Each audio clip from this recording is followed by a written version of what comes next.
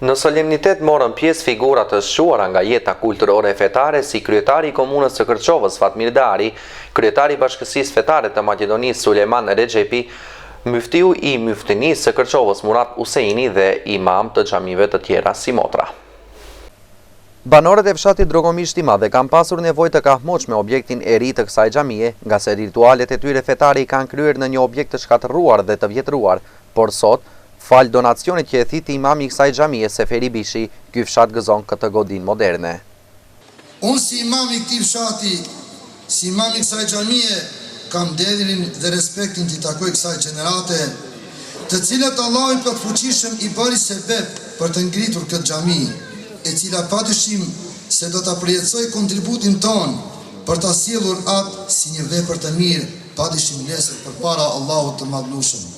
Në hapjen solemne i pranishëm ishte kryetari i Bashkësisë Fetare Islame të Maqedonisë, Sulejman Rexhepi, do të theksonte. Sado që të flasim për rolin e xhamis, asnjëherë nuk është mjaft. Sepse xhamia ka historinë e vet, e cila ka luajtur rolin vendimtar në përhapjen e Islamit, në predikimin praktik të Islamit, a njëherit ka qenë kështjella kryesore e Muhammedit alayhis salatu wassalam me gjeneratën e parë të muslimanëve. Nga xhamia gjithçka ka dalë. Xhamia ka qenë bashkësi lokale, siç na u drejtu në fillim edhe kryetari i bashkisë lokale. Xhamia ka qenë bashkësi lokale. Xhamia ka luajtur rolin e komunës. Xhamia ka luajtur rolin e qeverisë. Xhamia ka luajtur rolin e parlamentit. Xhamia ka qenë qendra e mbrojtjes dhe të strukturës për mbrojtjen e vatanit. Unë mendoj se xhamia, edhe kjo bukuroshja jonë këtu që jemi përballë saj, që sot jemi ardhur këtu që ta lëshojmë në përdorim publik, edhe kjo, edhe në të kaluarën, ajo e vjetra, ka luajtur rolin e saj definitivisht në interes të gjitha këtyre vlerave që i përmenda, edhe kjo do të thotë me siguri se do të përballet me shekullin e ardhshëm. Ndërkaq për të nderuar dhe përuruar këtë objekt fetar i pranishëm ishte edhe kryetari i komunës së Kërçovës Fatmir Dari, i cili tha: Ndodhemi përballë këtij objekti që në historinë e njerëzimit është quajtur xhami, mejtep, por realisht mendoj që më mirë i bjen t'i themi shtëpia e Zotit.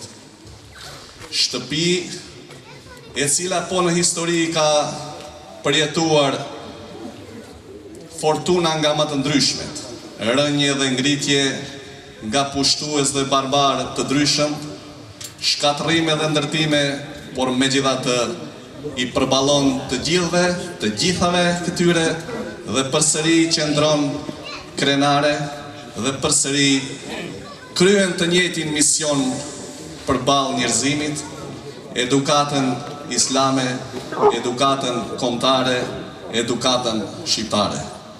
Andaj, të dashur vëllezër, sot jam i lumtur që ndodhem këtu me rastin e lëshimit të kësaj shtëpie, duke ditur rëndësinë e shtëpisë së Zotit, xhamisë që ka pasur në histori dhe në kohrat e fundit tonat, duke mbështetur çdo iniciativë, qoftë ajo fetare apo kombëtare. Fjalë rasti pati edhe i muftinisë së Kërçovës Murat Useini, i cili shprehu kënaqësi dhe uroi banorët e fshatit për këtë objekt, i cili do t'i shërbejë të gjithë.